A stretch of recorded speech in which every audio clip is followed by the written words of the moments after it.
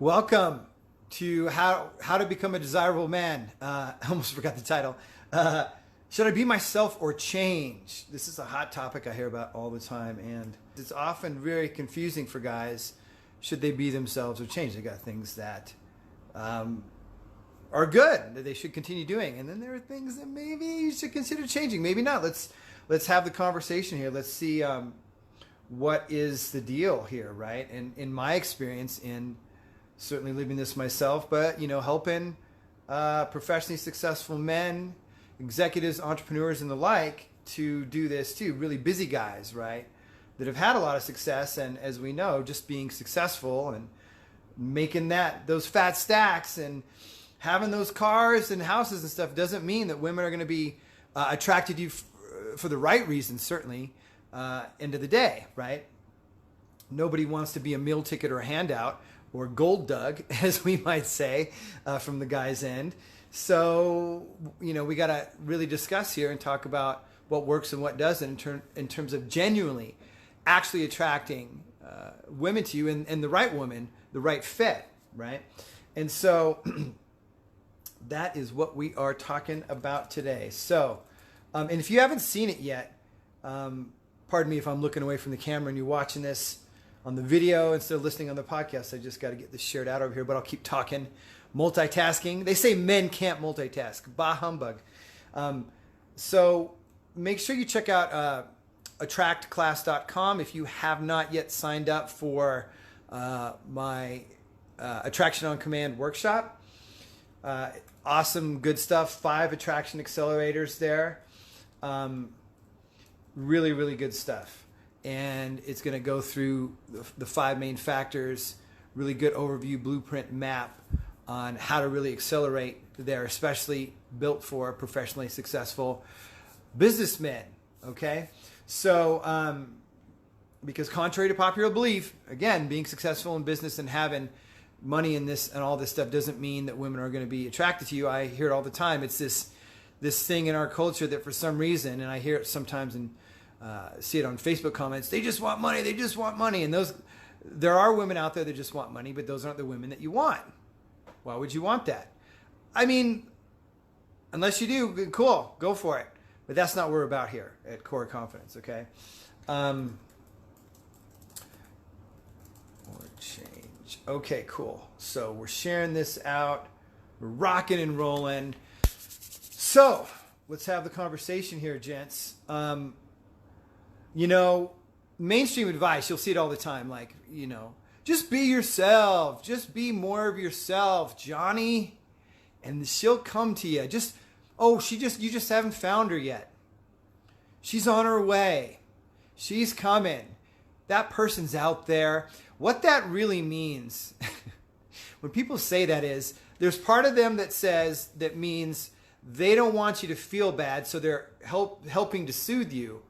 And another part that says, I just don't want to deal with this. And I don't know how to deal with this. And maybe this is you, but there are tons of guys out there that just struggle for years and years and years. And they hear it. And then even like talking about their situation, that they're, not attracting the person, or why haven't you attracted the person, John or Tim, right? Dale, what's going on? Why have you attracted the person? It's like a little hit in the arm. You're like, oh yeah, there's some hope. And while hope can sometimes be a good thing, it actually can be quite poisonous, because it gives a hope of the future, or things changing, but when they're really not going to change, when you're not really doing anything differently, or thinking anything differently, or being any different, and stuck in old patterns. And so it's like, I used to do this with, right, this would be my parents at the dinner table with something I was struggling with in life. And I would just be like, oh, I'm really down about this. Oh, yeah, we're so sorry, sweetheart. Oh, that's so blah, blah, blah. And I would feel kind of soothed, but then I'd feel like crap or feel like worse, because it didn't solve the problem. And it wasn't necessarily related to women, by the way. But it's the same kind of dynamic. And again, friends and family want, they do want the best for you. Ultimately, I do believe that. I mean, but at the end of the day, they don't know how to deal with it, or, they may not have dealt with it, or maybe they do have the quote unquote relationship or whatever that thing is. But they just don't know how to handle it. And especially if it's over and over and over that they hear it, it's going to be more, oh, you'll be fine, right? Or sometimes the advice is just go do it. Just go do it. Just go out there and, and meet women and talk to them when you're, deathly afraid. Fear of rejection, which is a huge one for guys as well, right? Fear of rejection, fear of judgment. So that's, and here's the thing, it's not, so that kind of falls in the category of, be yourself. And there's truth to that. You should be yourself, but you also kind of have to not be yourself because everything that you're doing, all summed up, isn't working to attract the women you want or the relationship that you want. Plain and simple. And see, here's the funny thing, guys, is we tend to treat relationships as if they're so different in learning how to navigate them and attracting women or communicating better, as if it's so different and we should know how to do it than riding a bike, than learning to fix a car, than learning to start and grow a business, than learning to communicate and work effectively in a team environment, in a company.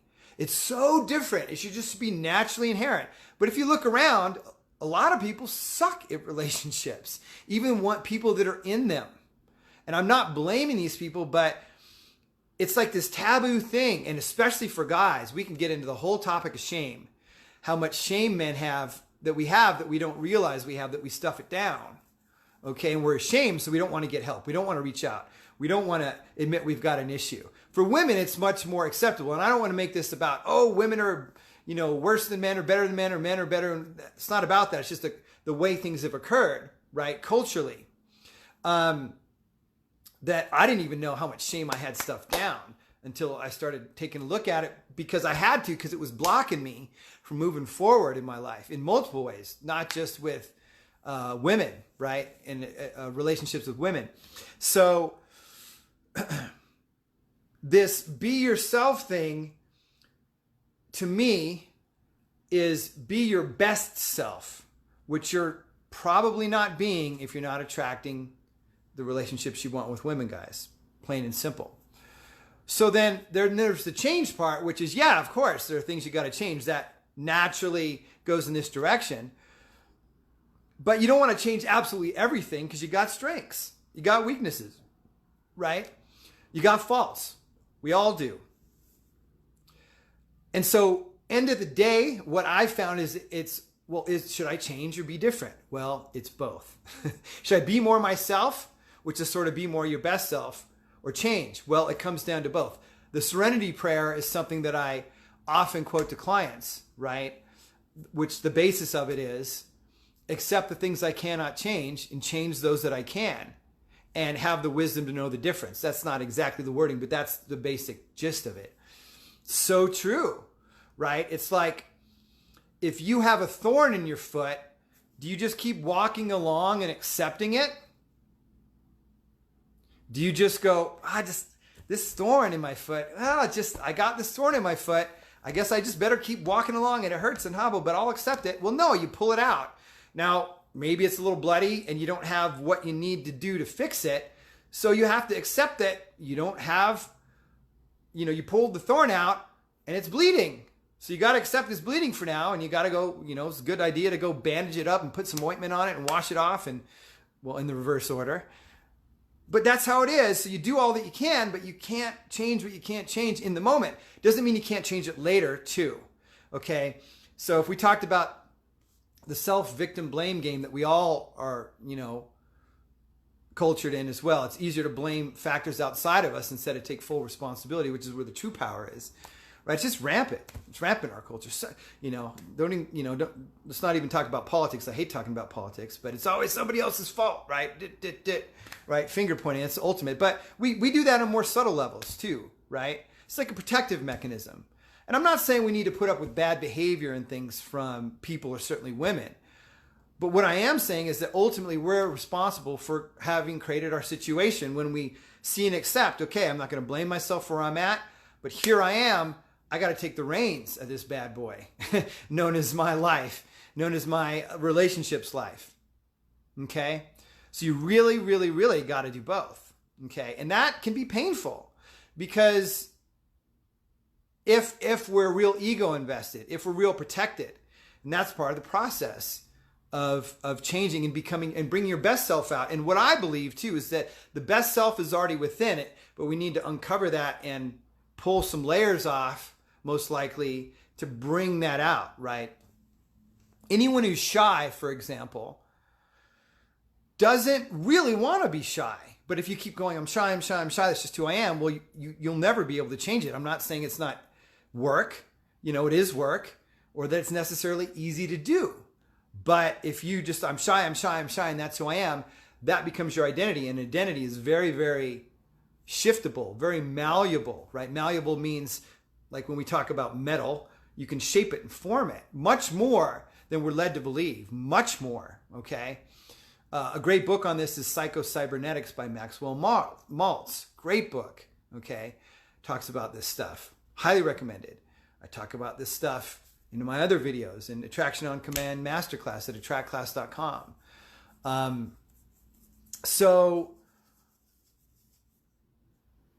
you don't, and again, the balance is you don't want to go way too far out there, and completely change your, you may, but sometimes I know I've fallen in the trap of perfectionism, right? Where it's like, okay, everything I do it's got to be always ultimate, the best now.